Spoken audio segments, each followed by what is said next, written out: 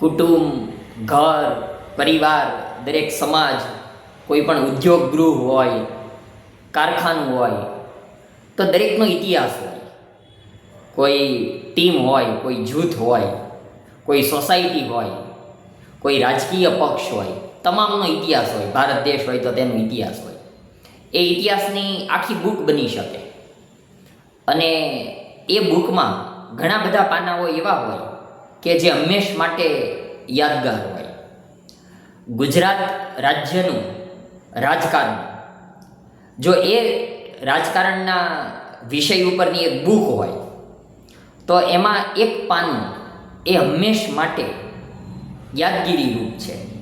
એ ગુજરાતના રાજકારણના ઇતિહાસનું એ પાનાનું નામ છે ધોતિયાકાંડ. અત્યારે આ ધોતિયાકાંડનું પાનું એટલા માટે સજીવન થયું છે કારણ કે ભારતીય જનતા પાર્ટીના વરિષ્ઠ નેતા, પૂર્વ સંસદ સભ્ય A.K. પટેલને સેશન્સ કોર્ટે તેમની ઉપર જે આરોપો હતા તેમાંથી તેમને મુક્ત કર્યા છે. એ ધોતિયાકાંડ એ 3 દાયકા પહેલાંનો છે, પણ હજુ સુધી એટલે 30 વર્ષ પછી પણ, 3 દાયકા પછી પણ એ ન ભૂલાયેલું પાનું છે. વાત છે 1996ની, એટલે 29 વર્ષ પહેલાંની વાત. અને તેમાં ભાજપના, ભારતીય જનતા પાર્ટીનું શાસન હતું. આપણે જાણીએ છીએ કે કેશુભાઈ પટેલ દ્વારા 1995માં ભારતીય જનતા પાર્ટીના પ્રથમ મુખ્યમંત્રી બન્યા અને ત્યારથી ભાજપનું શાસન આવ્યું. તો લગલગાટ 3 દાયકાથી ભારતીય જનતા પાર્ટીનું જ શાસન છે. એટલું મજબૂતાઈથી કેશુભાઈ પટેલે શરૂઆત કરેલી. પછી નરેન્દ્ર મોદી સહિતના અન્ય મુખ્યમંત્રીઓએ એ વાતને આગળ વધારી અને આજે 30 વર્ષ પછી પણ એ મૂળિયા મજબૂત છે અને ભારતીય જનતા પાર્ટીનું બિલ્ડિંગ પડી શક્યું નથી. પણ 1996ની એ ઘટના, એ ધોતિયાકાંડ શું મુદ્દો હતો? તો એ સમયના મંત્રી આત્મારામભાઈ પટેલનું ધોતિયું ખેંચવામાં આવ્યું હતું અને ભારતીય જનતા પાર્ટીના કાર્યકરો દ્વારા જ, અને એમાં નેતાઓ પણ સમાવિષ્ટ હતા, એવા પણ પછી રિપોર્ટ બહાર આવ્યા હતા. તો એ જે મારામારીની ઘટના થઈ, ધોતિયું ખેંચવાની ઘટના થઈ, એ ગુજરાતના રાજકારણમાં ધોતિયાકાંડ તરીકે એ ઘટના, એ મુદ્દો જાણીતો છે. આત્મારામભાઈ પટેલ આમ તો મહેસાણાના સહકારી ક્ષેત્રના આગેવાન અને ભારતીય જનતા પાર્ટીના વરિષ્ઠ નેતાઓમાં તેમનું સ્થાન. તે સમયે ભારતીય જનતા પાર્ટીની સરકારમાં મંત્રી પણ હતા. અને ત્યારે મૂળ વાત એવી બનેલી કે કેશુભાઈ પટેલ તો CM બન્યા, પણ શંકરસિંહ વાઘેલા, સુરેશ મહેતા, એ બધા નેતાઓ પણ આ જે મુદ્દો છે તેની સાથે નામ જોડાયેલા છે. કેશુભાઈ પટેલની સામે વિગ્રહ થયો અને તેની આગેવાની શંકરસિંહ વાઘેલા પાસે હતી.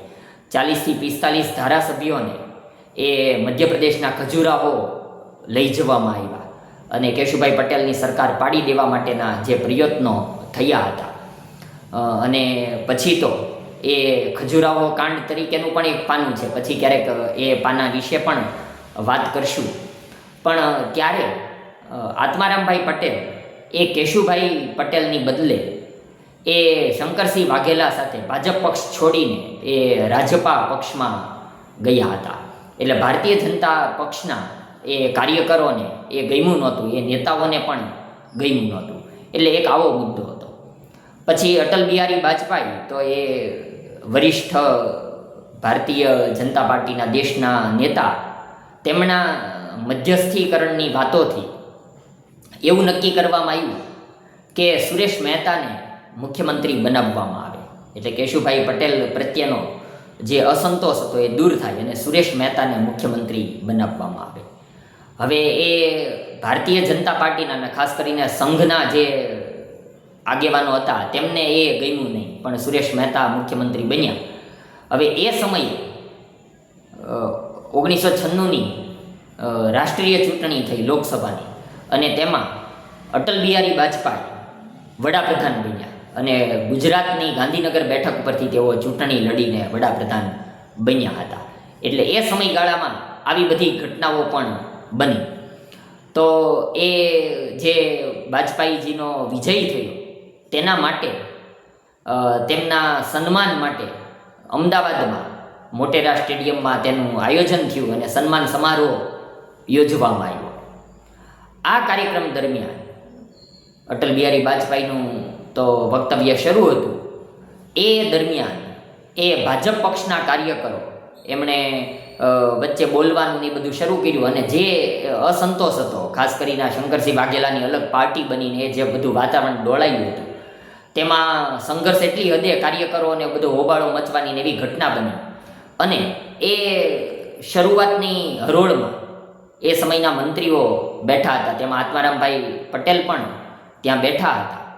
તો ત્યારે પક્ષના કાર્યકરોએ તેમની સાથે વિરોધ કર્યો અને આ બધું જે હલ્લાબોલનું વાતાવરણ થયું તેમાં આત્મારામભાઈ પટેલ પડી ગયા અને તેમનું ધોતિયું ખેંચવામાં આવ્યું. એ બધી ઘટનાઓ બની હતી. પછી તો પોલીસ તરત આવી પહોંચી હતી અને આત્મારામભાઈ ત્યાંથી નીકળી જવામાં સફળ પણ થયા. અત્યારે તો આત્મારામભાઈ પટેલ હયાત પણ નથી.